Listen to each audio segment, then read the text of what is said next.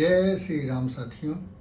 आज रामालय में कुछ गंभीर विषयों पर चर्चा करेंगे और चूँकि अब चर्चाएं गंभीरता की ओर बढ़ती जा रही हैं तो आप लोगों से निवेदन है कि जिन्होंने सब्सक्राइब नहीं किया हमारे चैनल को वो कृपया सब्सक्राइब कर लें। और क्योंकि इसमें अब कुछ रहस्यमयी बातें और कुछ सिद्धि वाली बातें हम करने जा रहे हैं, तो ध्यान से सुने और इसका लाभ उठाएं।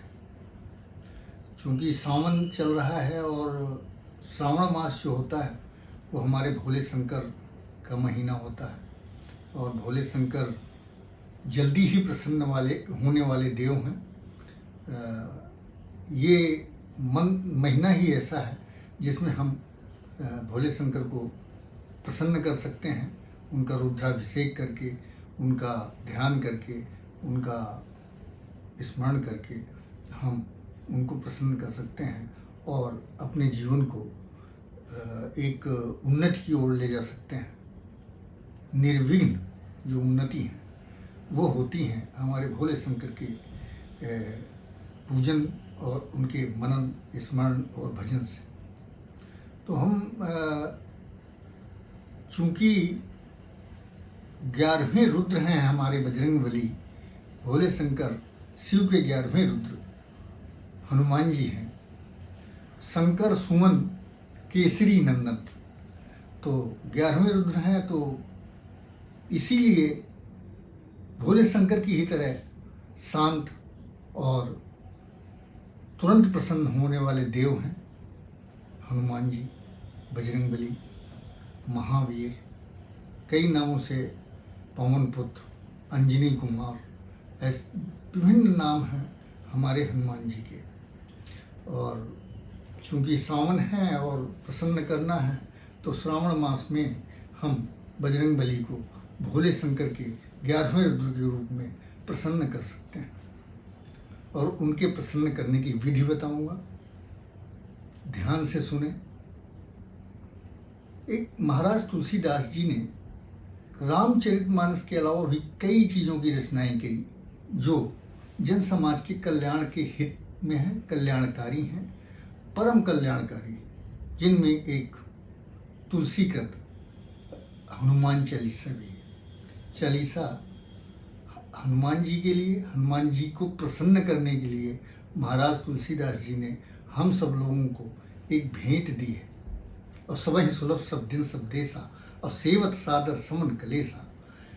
तो जिस तरह से रामचरितमानस का महत्व है वैसे हमारे तुलसीकृत चालीसा, हनुमान चालीसा का भी महत्व है। वो भी संकट हरण है, संकट मोचन को प्रसन्न करने वाला है। जो संकट का हरण कर ले वही संकट मोचक है। और बजरंगबली तो एक ऐसे देव हैं जो आज भी अमर है।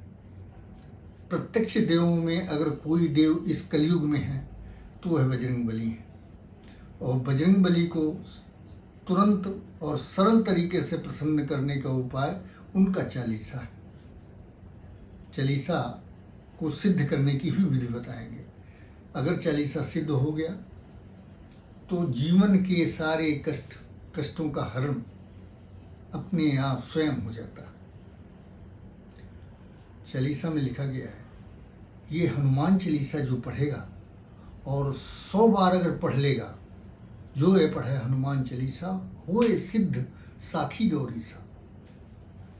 तो इसको अगर सिद्ध कर लेते हैं आप तो 8 सिद्धियां, अष्ट सिद्ध, 9 निधि के दाता, असवरदीन जानकी माता चौपाई है। कि ऐसा माँ जानकी जी ने हनुमान जी को आशीर्वाद दिया था कि 8 सिद्धियां इसको करने से प्राप्त हो जाएंगी, कोई कमी नहीं रहेगी। जो ऊर्जा, जो शक्ति का संचार आपको कुंडलनी जागृत के बाद महसूस होता है वह इस हनुमान चालीसा, ये चालीसा है हनुमान जी का।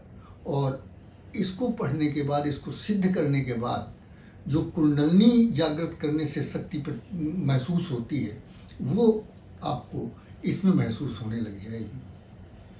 यह प्रमाणिक है, इसके प्रमाण हैं और इसको सिद्ध करने का उपाय अब हम आपको बताएं। किसी भी मंगलवार, रामनवमी हो या हनुमान जयंती हो या कोई पवित्र मंगलवार या शनिवार को आप इसका संकल्प ले सकते हैं। सिद्धि का संकल्प, हनुमान चालीसा की सिद्धि का संकल्प किसी भी मंगलवार को लिया जा सकता है। करना क्या है? सर्वप्रथम तो आप एक छोटी मूर्ति जो आशीर्वाद देती हुई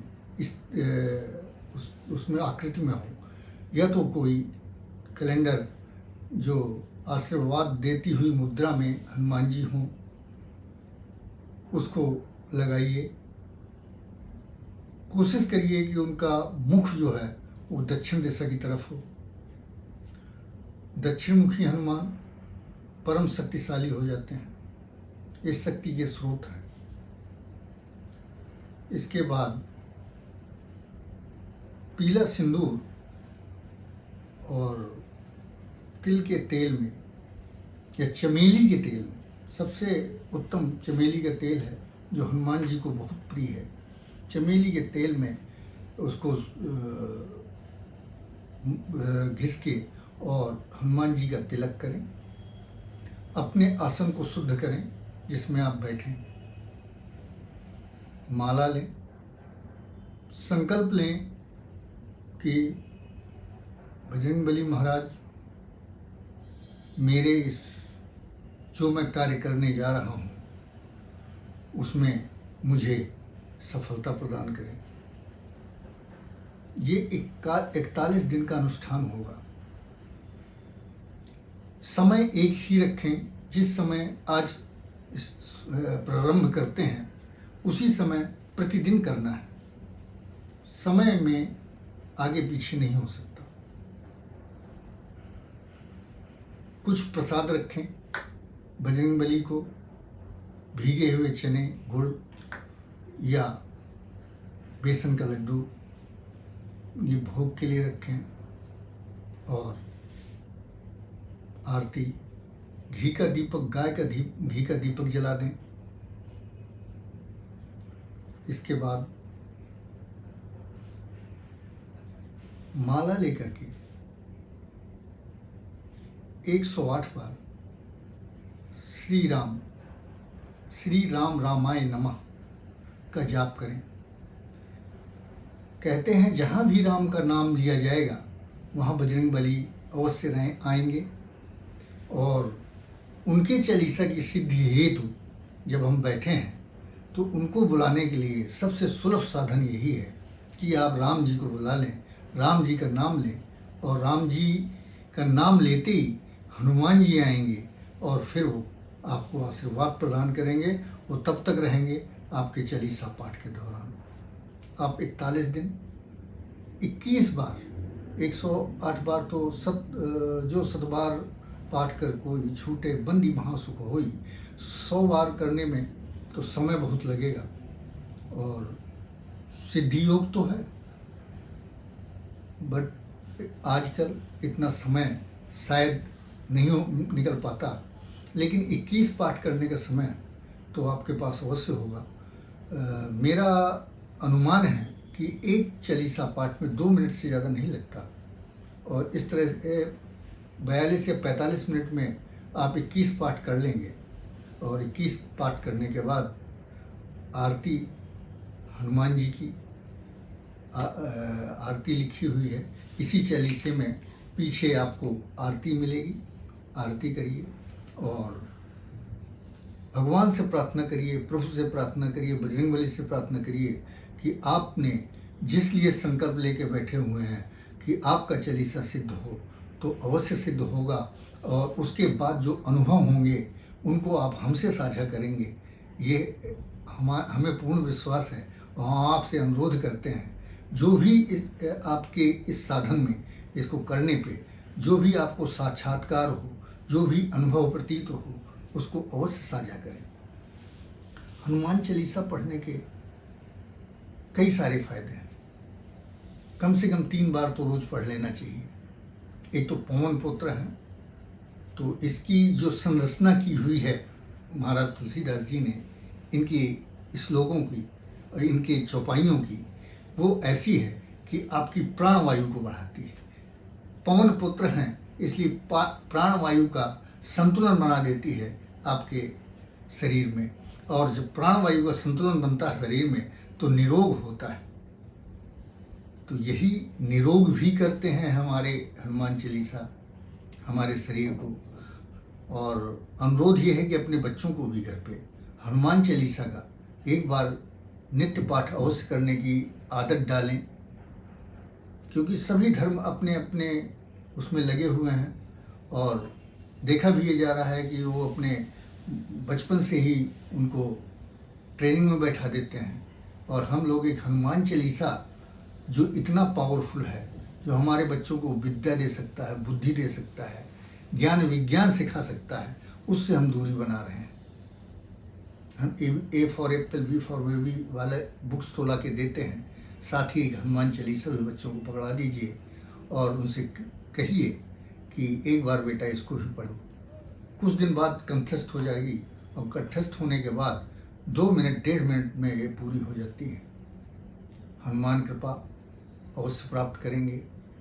आज के लिए जय जय श्री राम।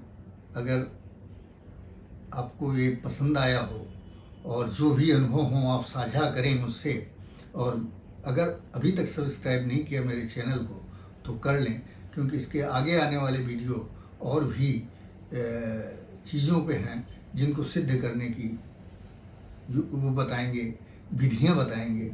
और आज के लिए आप जय जय श्री राम।